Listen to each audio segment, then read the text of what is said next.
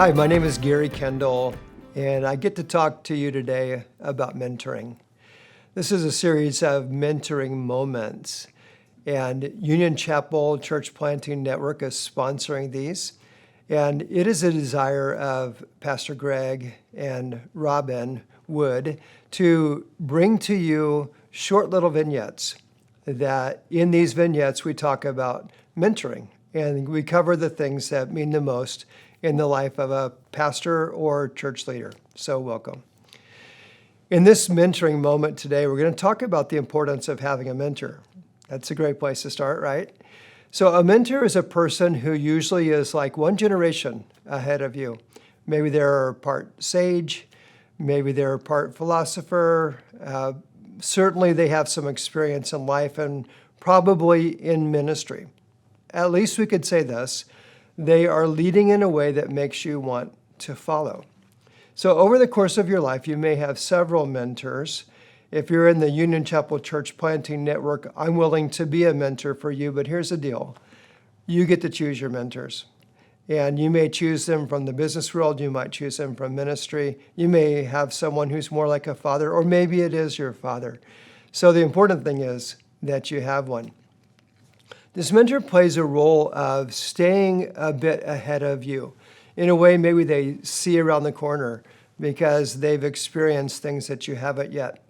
One of the keys is they have your back, and when you reach out to them, they reach back. Let me tell you a story where this person was not a mentor. So I had a person in my life that I followed who was quite a ways ahead of me in the ministry stage, and he invited me into a whole lot of different things over a period of maybe 15 different years. And I learned a ton from him. I read his books, I went to his conferences. If I would talk to him, he would remember my name sometimes. But if I called him or wrote him, he never wrote back. And that's fine. He just didn't have time for me. A mentor is someone who, when you reach out to them, they reach back. One mentor who was super helpful to me and also to Robin was Oral Withrow. Oral Withrow was a man who planted a church years ago. I was planting a church in my early 20s, and I didn't know any other planters except for Robin, but I knew Oral. Every time I would call Oral, he would take my call. There were times I cried on his shoulder. There's times I asked him for money. There's times I was just quiet and listened. He would always pray for me, and he was a super help. Everybody needs a mentor in your life. So if you don't have one, like, this is a plea to find one. It might even be me, okay? Let me tell you a little bit about my early days, because we're going to get to know each other. I will call you if you're a part of the Church Planting Network, and we'll talk about the things we're learning in these lessons. In all the early days of my life, I grew up in Alaska, and those were great days, but I need to say, no, we didn't live in an igloo. My father was planting a church at the time, which turned out to be really good for me later when I became a planter, and we met fantastic people. Anchorage, Alaska, in those days was called the top of the world, and part of it was because when you would travel, in many cases, people traveling from the lower 48 would travel over to Asia or Africa or Russia or somewhere else, and they would stop in Anchorage, Alaska. My parents are missionaries. We would house these missionaries who were traveling to their destination, or maybe they were coming back, and I heard the most fantastic stories. I thought that following Jesus and doing whatever he wanted to do had to be the most exciting life in the world, and I wanted to be a part of it. So that was the good part.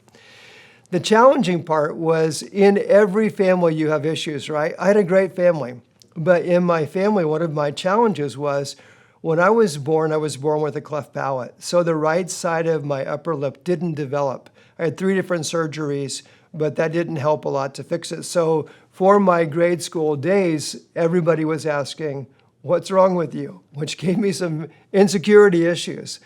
And as I began to work through those, I developed a couple things that both helped and hurt. And you probably have some of these things in your origin story too, and that's why I bring them up. One was, I was determined to succeed. Like, I had to get to the top, and so I was a high achiever. It was one of my ways of finding value. I was also insecure, and I was a people pleaser, and those things would come back to bite me in the butt later in life. I think it's important we look at our origin stories, and a mentor can help us with that. By God's grace, I did achieve a whole lot of things I set out to do. But over time, I developed some coping skills. I'm not sure if they were skills, they helped at the moment, but later the coping skills failed me and the helping began to hurt. So as we go through these next mentoring moments, we're going to talk about how to move beyond coping to healing. We're going to look at our origin story and how that God can make it a story of redemption.